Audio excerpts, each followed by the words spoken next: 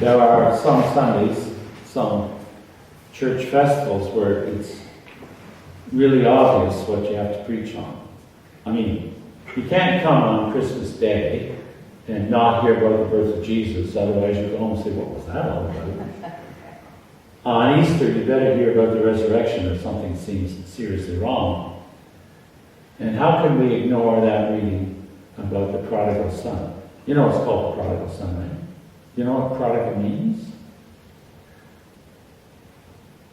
You know what the word means, prodigal? See, we associate it with the prodigal son. I mean, the son, the name and the story are one and the same. The word prodigal means to spend lavishly and foolishly. Okay? So, someone who's prodigal wastes what they have. Modern translations, by the way, don't title it as the prodigal son. They title it as the lost son. So, when I come at a reading like that, I know what it means. We all know what it means. Just preach the same old, same old. Can't do that. That doesn't work very well because we'd all be too bored. I would go to sleep mid-sentence and you would leave and I'd find the church empty. It'd be awkward. So, well, emptier.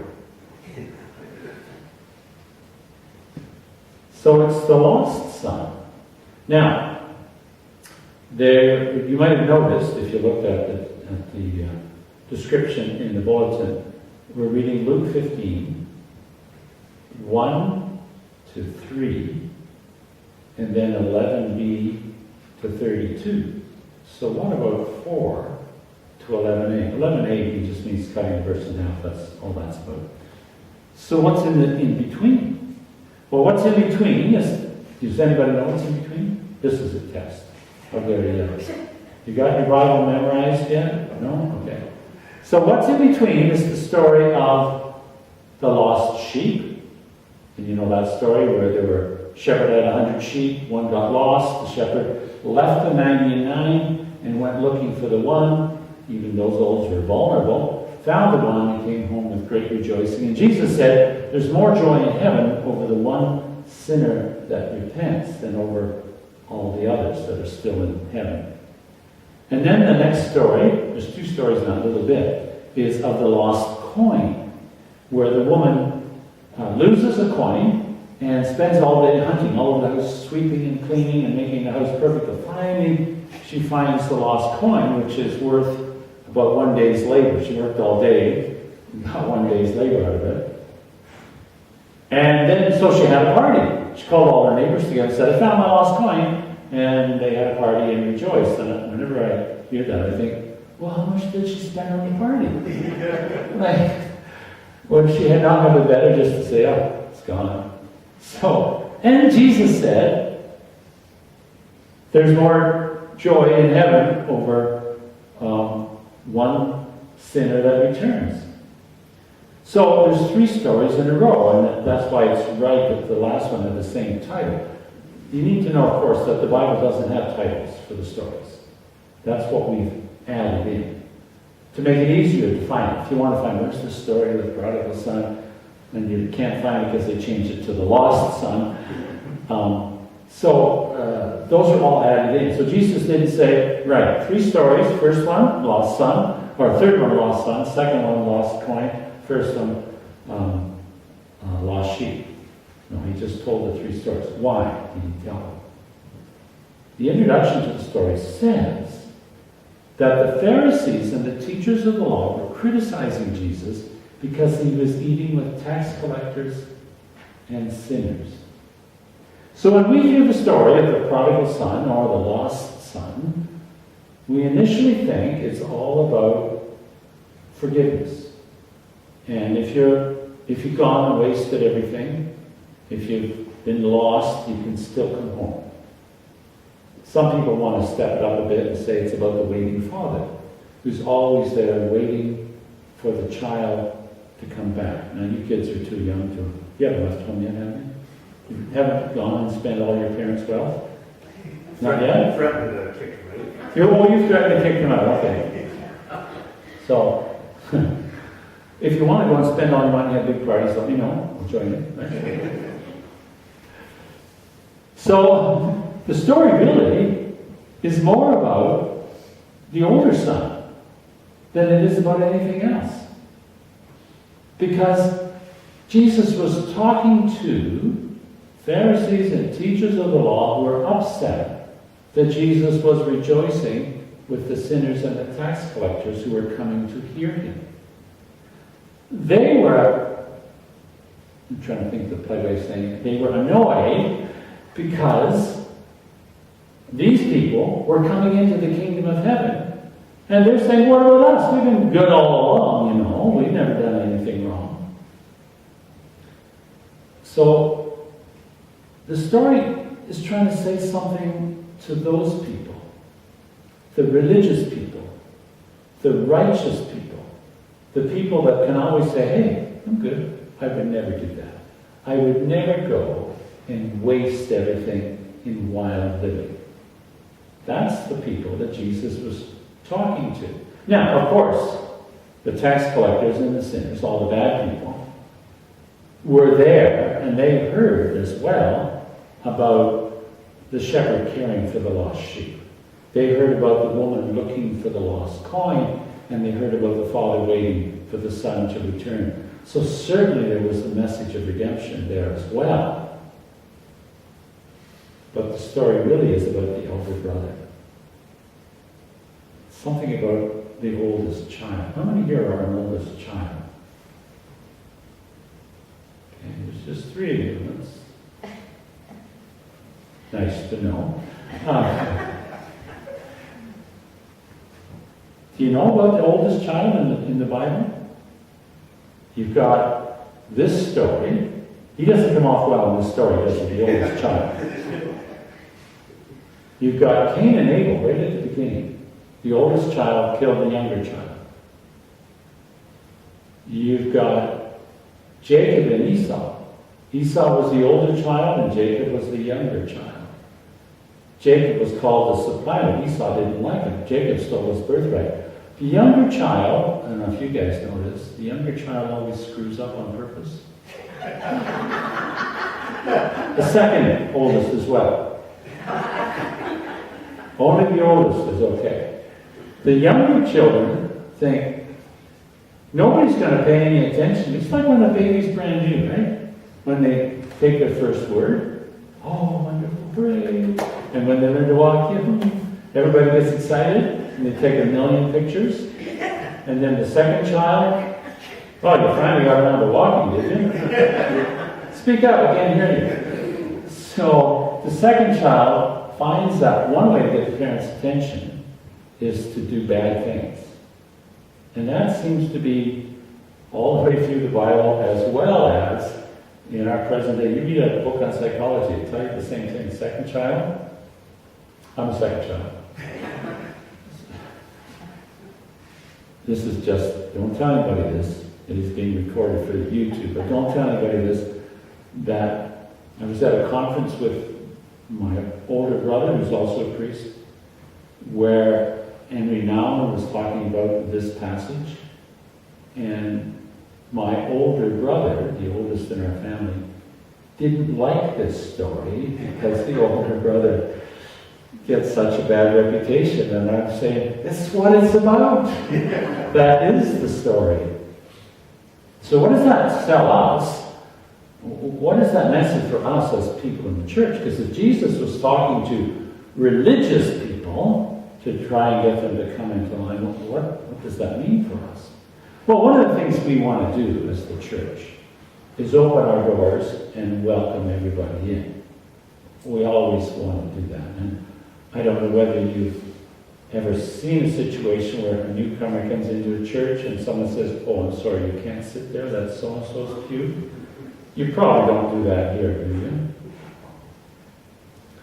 Some churches, they do that. You probably sit in the same pew, or you're in the same pew, right, that you're always in. And if you came in and someone was sitting there, you would find someplace else. There's a few after. You wouldn't say, look, next week, you mind? Because, you know. The comfortable pew of the Anglican. When I was a child, the church we were in had a center around, and there were we were always on that side. We were in the third pew. Shirley's family sat in the fourth pew, and she saw how bad the Barker children were. So when I came back to the church years later, after I'd grown up and just coming on the holidays or something to visit, they had taken the first pews out in order to leave a little more space at the front. I didn't know where to sit. Should I sit in the pew that had been the third pew? Or now should I sit in the third pew? Very confusing. We get really territorial about our space, right? And the way we like to have things done in the church. So maybe the challenge for us is to say, are we like the elder brother? Hey, I've been here all along. Don't come and mess my stuff up. I've been good. What do you mean having a party for someone else? And that's part of our challenge. When our children were in public school, there was a young woman in the parish. She was 80-something. And she came, that's right, a young woman who was 80-something. And you'll believe that in a moment when I tell you.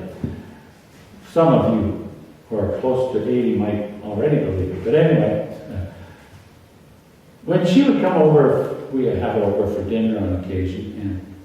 And I remember our youngest had one of those children's book about whales. And he showed it to her. And was telling her all about the blue whale and what it could do. And she was amazed. Now either she'd never heard about whales before, or she was a really good actor. Because it was like, this was the greatest thing she'd ever heard. And she was talking to our son about whales and how wonderful they are. This was amazing what he was telling her. I found out later that when her children were in university, she would buy a copy of their university texts, read it, and then talk to them about what they were doing at university. So she was right on their level. And that reminded me of a time when, years before that, when Shirley and I were involved in a young people's group. And as leaders of the group, we were instructed to find out what any new member was interested in. If they liked tropical fish, we were to find out everything we could about tropical fish and talk with them about their tropical fish. And whatever it was that they were interested in, whatever they liked to do, we wanted to take an interest in them and get to know them. Which is the complete opposite of sometimes the way it is in church. If you come into my church, you need to learn how to behave like I do, is the way some people deal with it. I remember talking to some members of the congregation once about maybe we should have some more modern music. And she said, if people come to this church, they should learn to like the hymns that we learned to like when we were kids. I said, okay, that might not work. So our challenge is then, I think, from this passage is, what do we need to do to shape ourselves to be welcoming to the one who's returning? Now, in the second reading today, we heard about St. Paul telling us that we need to be ambassadors for Christ. God is making God's appeal through us as ambassadors. Now, you know what an ambassador is, right? An ambassador, usually we think of an ambassador as someone, Canon is an ambassador to, I don't know, Nigeria. So, if Canon is ambassador to Nigeria, it has to go and live in Nigeria. And be with the people in Nigeria. And learn their customs and what makes them happy, so that we can have a good relationship with that country. So our ambassadors go around the world, and they live in the place where they are the ambassador to.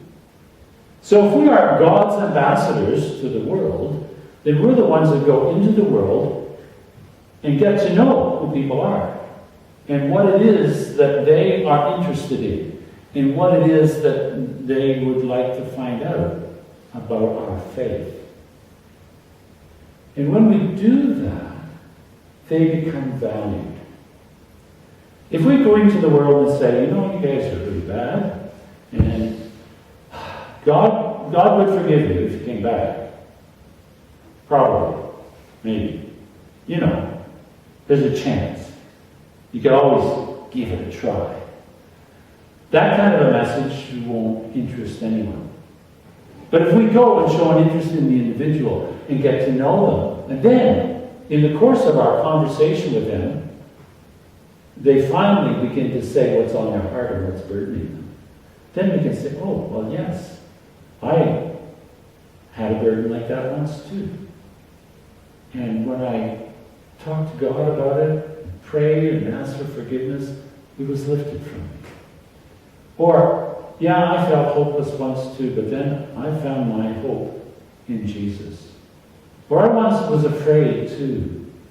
And then I heard the story about Jesus calming the storm, or the fact that God always loves us.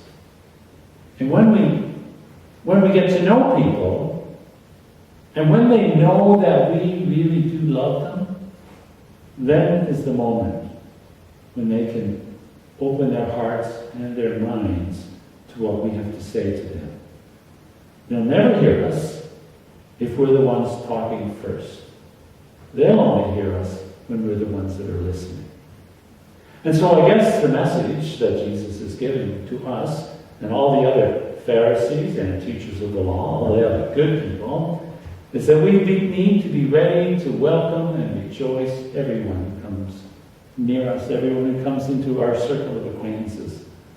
To be interested in them, to rejoice with them, and love them into the kingdom of God. Amen.